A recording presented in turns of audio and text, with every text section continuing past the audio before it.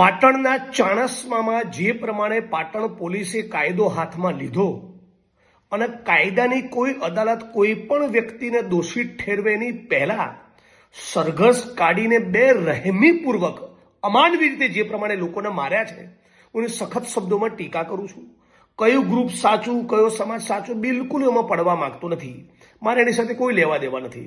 હું એટલું જ કહેવા માંગુ છું, પોલીસ તંત્ર ન્યાયતંત્ર એટલા માટે છે કે માણસની સામે એફઆઈઆર થાય, એની સામે ઇન્વેસ્ટિગેશન થાય, એની સામે ટ્રાયલ એટલે કે કેસ ચાલે અને પછી કોર્ટ સજા કરે.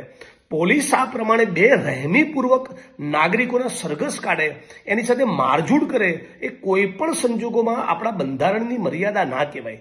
હું માગણી કરું છું, જે પણ કસૂરવાર આમાં છે એની સામે પ્રોપર ઇન્વેસ્ટિગેશન થવું જોઈએ.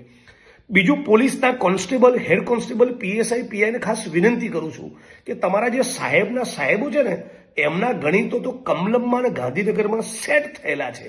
એમના ચાળે ના ચડશો, એમના આદેશ અને સૂચના પ્રમાણે સરઘસના વરઘોડા ના કાઢો. તમે કાયદો હાથમાં ના લો. મેટર હાઈકોર્ટના સુપ્રીમમાં જશે તો તમને સસ્પેન્ડ કરશે ને તમને આરોપી બનાવશે. ઉચ્ચ અધિકારીઓને કંઈ નહીં થાય.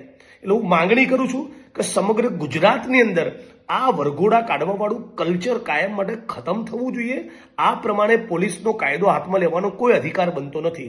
અને છેલ્લે, પાટણ પોલીસમાં આટલું બધું પાણી હોય તો આખા પાટણ જિલ્લામાં ચાલતા તમામ દારૂના અડ્ડા ચલાવનારા બુટલેગરો, જેટલા પણ લોકો ઇલીગલ માઇનિંગ કરે છે, જેટલા પણ જમીનના કોઠા કબાડા કરે છે, જેટલા પણ લોકો ચરસ ગાંજોનો ડ્રગ્સ વેચે છે, એ બધા જ બુટલેગરના માફિયાઓને એક લાઈનમાં ઊભા રાખીને બરાબર ઠોકો ને તો ખબર પડે.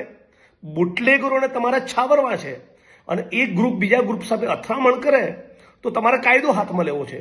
આ કોઈ પણ સંજોગોમાં ચલાવી લેવું જોઈએ નહીં.